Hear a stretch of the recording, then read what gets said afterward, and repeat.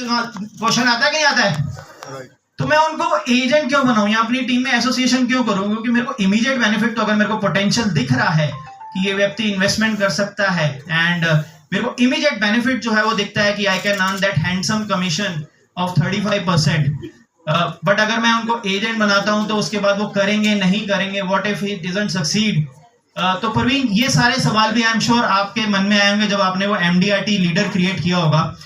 So what is that कि आपने सोचा कि नहीं, मैं इनको कस्टमर नहीं बनाऊंगा and I want him to be part of my team क्यों बनाएंगे, पार्ट बनाया आपने?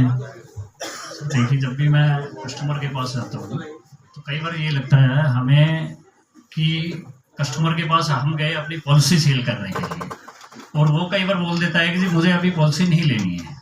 वो 2, 3, 4 दिन का टाइम दे देता है, 5 दिन का दे देता है। लेकिन उस टाइम अगर हमें ये लग रहा है कि भाई ये नहीं देने वाला बंदा है, तो आप थोड़ी देर के लिए उसे ये भी सोचें कि क्या इसे हायर करने से हमारा भी फ़ायदा है और ये पोटेंशियल है ये बंदा।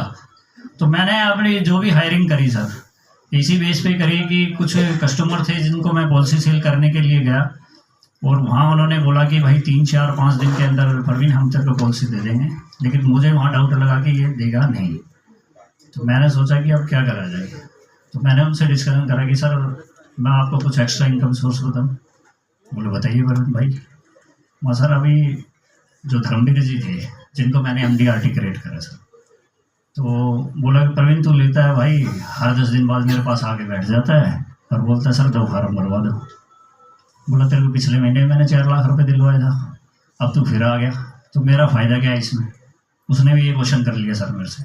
तो मैंने कहा कि भाई साहब आप मेरे साथ बैठो, अब मैं आपको सारी डिटेल बताता हूँ। तो मैंने उसे अपना जो एडवाइज़र का जो स्टेप था वो पूरा प्रोसेस समझाया, उनको हायर करा सर। उनको हायरिंग जो उनकी हुई थी सर 7 दिसंबर को की थी सर, और 11 दिसंबर को उनका कोड आया सर। 3 दिन के लिए वो आउट ऑफ स्टेशन थे।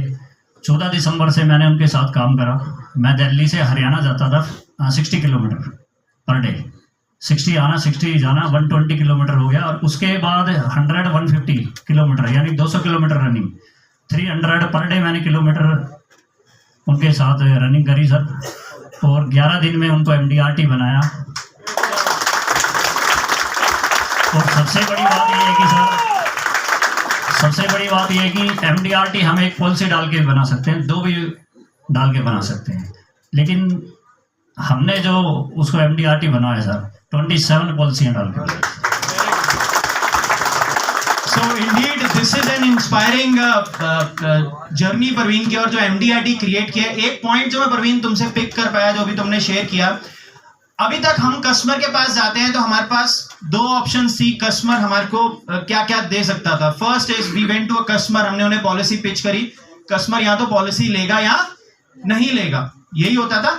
सेकंड, हम उनसे रेफरेंस सीख करते थे कि कस्टमर हमें रेफरेंस दे सकता है। This is generally what we do when we visit any customer. But Parveen ने देखा कि यहाँ पे एक मेरे पास 3rd विंडो भी ओपन हो रही है, 3rd गेट भी मेरे पास ओपन हो रहा है। Now since I have thought of becoming an leader और मैं लीडर मॉडल पे काम कर रहा हूं, तो if my customer is not interesting in buying the policy immediately, maybe I can propose him that financial advisor model जो हमारे पास है, and that is what Parveen did. And eventually वो शायद अपनी पॉलिसी लेते तो 1 या 2 पॉलिसी ले सकते थे, बट जब उनको मॉडल समझ आया, उनको फाइनेंशियल एडवाइजर मॉडल समझ आया, जो हमारी एलपीएम की जर्नी समझ आई, एमडीआरटी के benefits, I am sure Parveen ने वो 15 दिनों में एमडीआरटी का जो ड्रीम है बहुत पैशनेटली इन्फ्यूज किया होगा उस पार्टनर के अंदर, तभी वो 15 दिन के अंदर, ज्वाइनिंग के अंदर वो एमडीआरटी कर पाया और 27 पॉलिसीज उन्होंने की। So this is the power in your hand. अब वो पॉलिसी सेल या रेफरेंस के अलावा 3rd thing which you can do is